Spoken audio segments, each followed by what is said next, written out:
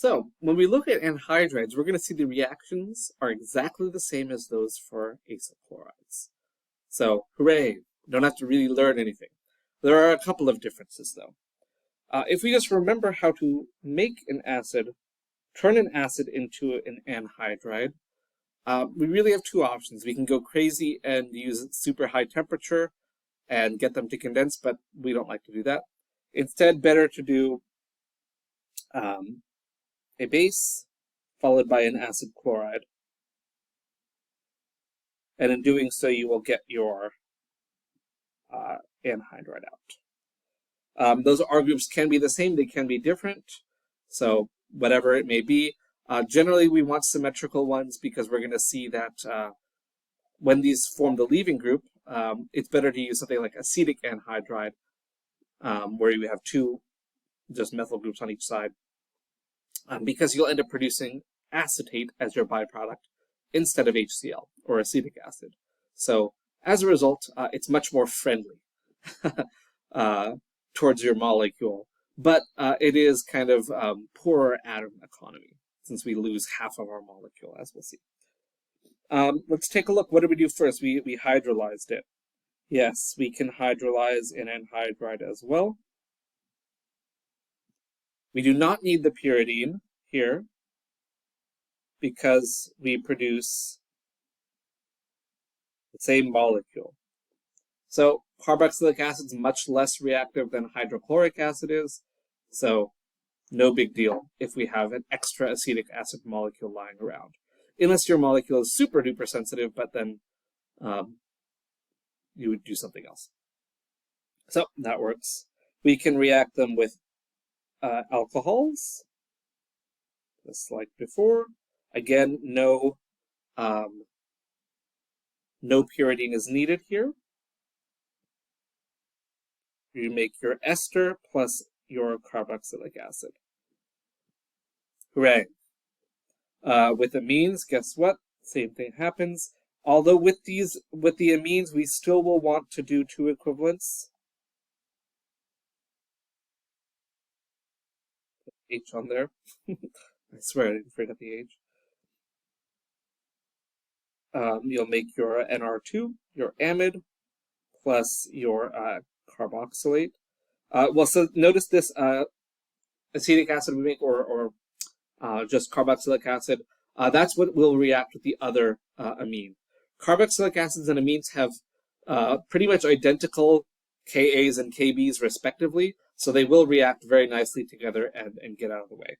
So this will have reacted with our amine. We'll make the carboxylate,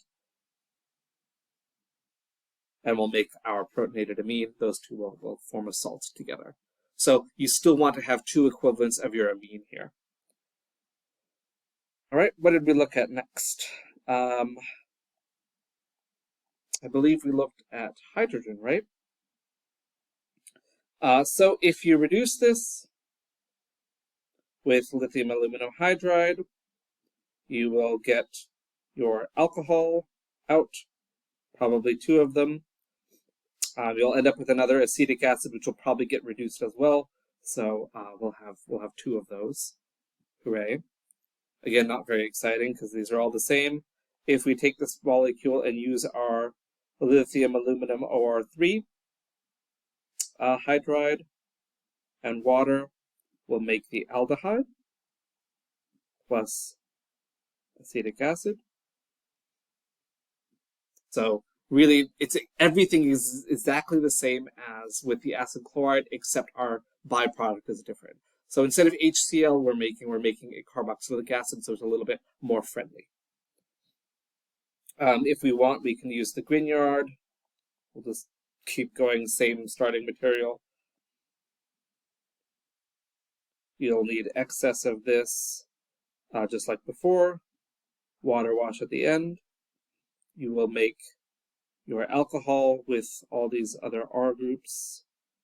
You'll make two of those essentially. Actually, you'll make a whole bunch because your carboxylic acid that comes out at the end will also need to be reduced, so we'll deal with that. And since you have a carboxylic acid, the Grignard will just eat it up. So Gilman, you can do that as well.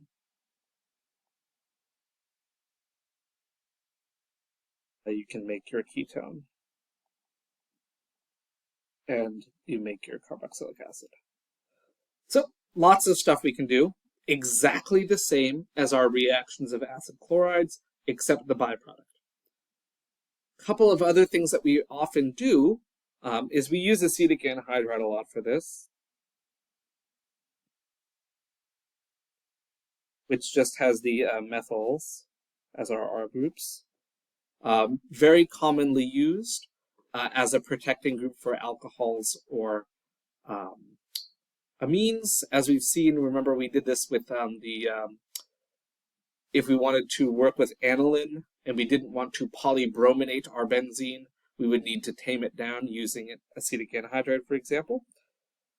So if you have an amine, you can treat it with your acetic anhydride, which is often abbreviated AC sub 2O, and you will make your protected amine. Remember that this hydrolyzes on a benzene, but it will not hydrolyze if it's not a benzene. So that's something we'll think about when we talk about amides later on. Or if we do this with an alcohol, we can make the ester.